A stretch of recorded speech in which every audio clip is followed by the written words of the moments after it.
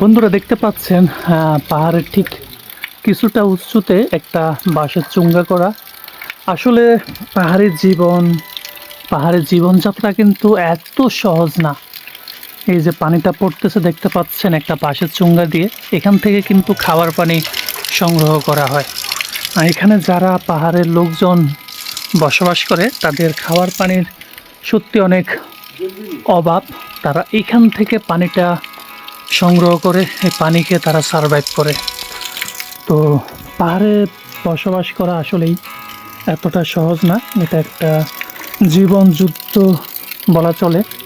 এই পানিগুলা পান করা যায় একদম ক্লিন, যেটাকে বলা হয় একদম পিওর ড্রিঙ্কিং ওয়াটার।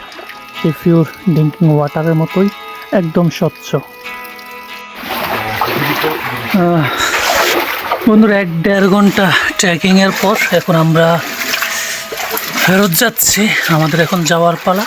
সেই ভয়ঙ্কর সুড়ঙ্গ, যদিও এত লম্বা না, 4-5 ফিটের একটা সুড়ঙ্গ।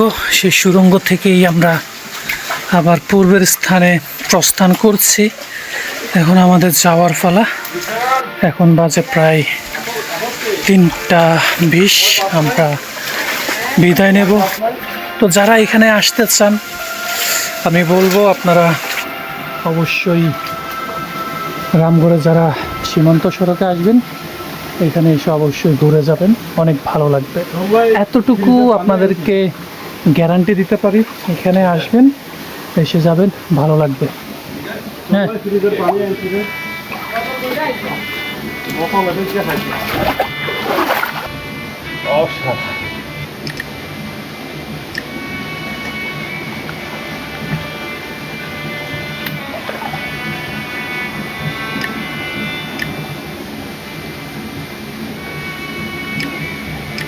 এই ঝর্ণাটার রাস্তাটা যদি আরেকটু লম্বা হতো তাহলে কিন্তু আরও মজা হতো।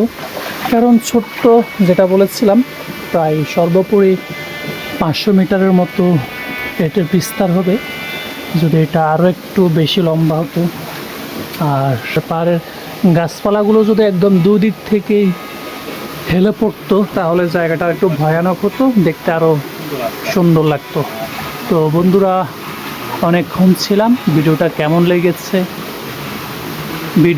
লেগেছে অবশ্যই কমেন্টস করে জানাবেন। আর এটার নাম কি দেয়া যায় সেটাও সাজেস্ট করবেন।